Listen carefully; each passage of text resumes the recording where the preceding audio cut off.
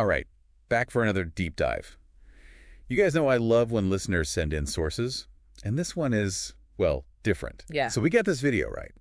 Okay. From Pablo Marsal. Brazilian entrepreneur. Exactly. Big in personal development. And he's talking wealth creation, but... It's not the usual stuff, right? No. He goes way deeper than just like buy this stock or whatever. It's more about mindset, yeah. Totally.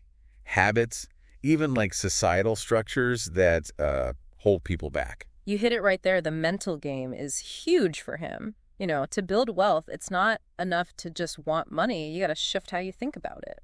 Like going from scarcity to abundance. He uses this analogy, super catchy, with apples and seeds. Oh, I know that one. Yeah. So most people, they're focused on the apple, their salary, and they just eat it up. But what they should be doing, he says, is planting seeds. For growth, that long-term game. Makes sense. It's amazing, you know, someone could listen to financial advice for hours and still not get that core idea. It's so simple but powerful. Right. That's the thing. It sticks with you. And what got me was the scale of it. He's like, a tiny seed, right, becomes this whole tree with tons of apples. Compounding. That's what he's highlighting, yeah. Small investments, over time, massive returns. But he doesn't stop there. Oh, no. He gets into the nitty-gritty. 5 income streams. It's his whole framework for going beyond just trading your hours for dollars. It's a good breakdown. Makes you think differently about earning. Okay, so first up, the apple itself, the salary. We all know that one, right? Bills. But he says, don't think of salary as the end goal. It's a step. A stepping stone. Yeah, to learn, get experience. But if you want serious wealth, gotta look beyond that single paycheck. Then he goes into profit. Ah, now we're caught. Creating value, solving problems, getting paid for it. This is where entrepreneurs come in, right? This is where his pressure idea comes in, remember? Oh, yeah, you mentioned that. To make real profit, gotta push, take risks. He had this example, I think it was one of his mentees, wants to invest in a new land development every month. Whoa, that's aggressive. But that's the hunger he's talking about. You gotta be smart though, right? Oh, yeah, he's not saying be reckless. He had that story, the friend who went overboard on property investments, legal trouble, the whole mess. So it's pushing yourself, but with strategy. Balance, that's key. And that's where the 5 streams are helpful. They show different ways to build wealth beyond just one job or even one business. Okay, so we got salary, profit. What's next? Patrimony. Patrimony. Sounds fancy. Building assets, things that work for you. Like? Real estate, stocks, owning part of a business. You're building a foundation that generates income even when you're not working. Passive income. That's got to be part of it, right? You're getting ahead of me, but yeah, that's the next stream. Right. Okay. But with patrimony, I remember he did this hand gesture in the video. Oh, he does that a lot, right? It's his style. Like holding a treasure chest? That's patrimony. Makes sense. It's that solid base, that security. So you're not just trading time for money anymore. Your assets are doing the work. It's a step closer to that financial freedom he talks about, yeah. Okay, hit me with passive income then. That's the dream, right? Earning without actively working. Sign me up. He gives examples, royalties from books, music, inventions, rental income, dividends from stocks. It's all about minimizing effort while the money keeps coming in. In online businesses, he's big on that. Automating things. Leveraging systems, that's the key. But he ties this back to the seeds, remember? Interesting, how so? Like each investment, each piece of content you create, it's a seed that can grow into passive income over time. An orchard of money trees. I like that visual. Right. So it's not just about today's work, it's about what those efforts can generate down the line. And then the final stream, the most interesting one maybe. Eternal income. Okay, that sounds kind of, I don't know, philosophical. He gets step here. It's about investing in people, their potential. Not just money, but impact. Exactly. He says real wealth isn't just your stuff, it's the legacy you leave, the difference you make. He told that story, the popcorn seller, I think. Yeah, the guy who started with nothing but had faith and worked his butt off. And built this whole business, helped so many people. It's about seeing that connection, our success tied to others' success. So these 5 streams, salary to eternal income, that's the core of his thing. It's a framework, but it's also about the mindset behind it. We got to shift from scarcity to abundance, from just consuming to investing, from me to helping others rise too. And that leads to another big part of his thinking. You know, he talked to different types of capital, not just financial, but intellectual and emotional too. Emotional capital. Yeah. In fact, he thinks that one might be the most important of all. Wow, okay, I got to hear more about this. So emotional capital, huh? You said that might be the most important thing for building wealth. That's not something you hear every day. I know, right? Most financial advice is all about, numbers, strategies, the technical stuff. Yeah. But Marsaw, he's saying, look, it's how you manage your emotions, how you handle pressure. That's what really determines your success. He called it the anti-fragile mindset, I think. Yeah, exactly. Not just surviving tough times, but actually getting stronger because of them. And he ties that to money, right? Like how you react when things go wrong financially. Think about it. You hit a setback. Do you panic, make bad decisions? Oh, I've been there. Or do you stay calm, figure out a plan, find creative solutions? Okay, yeah, that makes sense.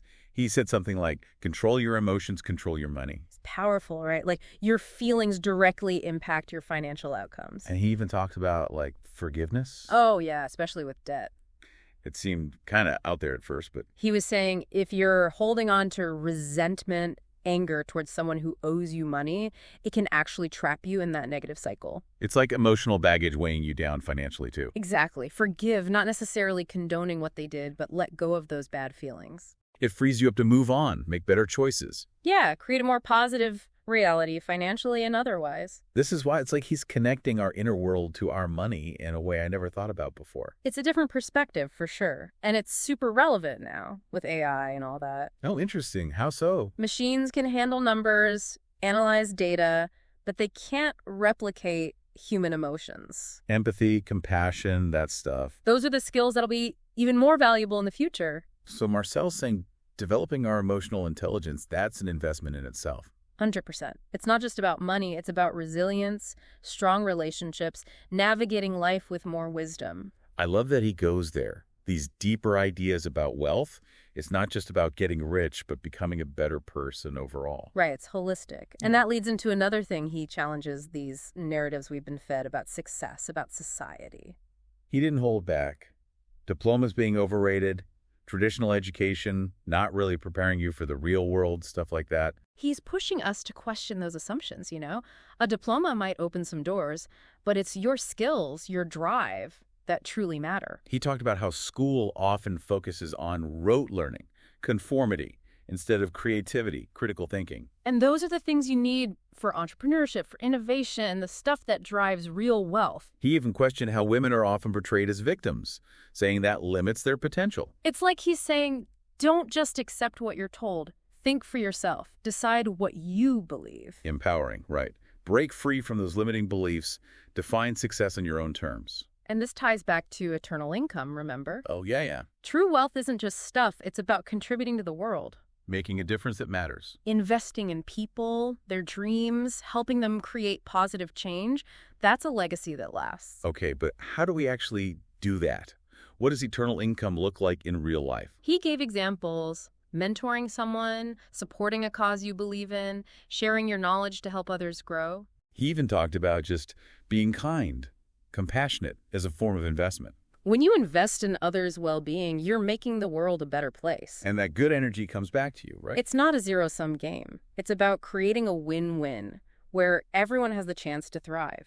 As we're talking, I keep thinking Marcel blends money stuff with these bigger ideas about purpose, meaning it's really cool. That's what makes him so compelling. He's not just giving you a plan. He's making you rethink your whole relationship with wealth, what truly matters. Like, yeah, money's important, but it's a tool. What are you going to build with it? And he brings it back to that question, what drive are we installing in ourselves, in others? Are we programmed for success, for giving back? Or are we stuck in those old patterns of limitation? It makes you think, huh? And it's the perfect way to lead into the last part of this deep dive. How do we take all this amazing stuff and actually apply it to our lives? That question about what drive we're installing, it's really stuck with me. It's like, are we programmed for success or what? Right. Like, what's our default setting when it comes to money, to reaching our goals? Are we playing the victim, blaming everything else for our situation? Or are we taking charge? He used this metaphor, remember the computer program. We're all running on some kind of software, beliefs, and behaviors that determine what we get out of life. Oh, yeah, I like that. So if you want different results, got to rewrite the code. Hit the reset button. I like it. But how do we actually do that? Well, He had some practical tips, like surrounding yourself with the right people. Your tribe, yeah. Mentors, people who inspire you, challenge you to grow. He told that story, right? Yeah. About hanging out with people who always complained about money. And it was dragging him down, keeping him stuck. So he changed his social circle, started connecting with more ambitious, positive folks. It's amazing how much our environment affects us, you know? It's true. You've heard that saying, you're the average of the 5 people you spend the most time with. Applies to our money, too. If everyone around you is struggling, complaining, it's hard to break out of that. So step 1, be mindful of who you're hanging with. Find those who lift you up, who believe in abundance. And don't be afraid to distance yourself from those who bring you down. Not being mean, just protecting your own energy. This whole conversation has me thinking, what's my drive? Am I really set up for success, or am I holding myself back? That self-awareness is key. And he had a tool for that, remember? Constant learning. He's big on reading, seminars, all that. Knowledge is power, right? It unlocks our potential in every area of life. He even challenged the idea of a diploma, said it's not a guarantee of anything. Focus on skills that have real value, he said. Be a lifelong learner, stay curious, never stop growing. Education isn't just for school, it's an ongoing thing. It's the path to those rewards, financial and personal. You know, as we wrap up this deep dive, I'm impressed by how much Marçal covers. He packed a lot in. Yeah. From specific strategies to, deep philosophy about purpose and potential.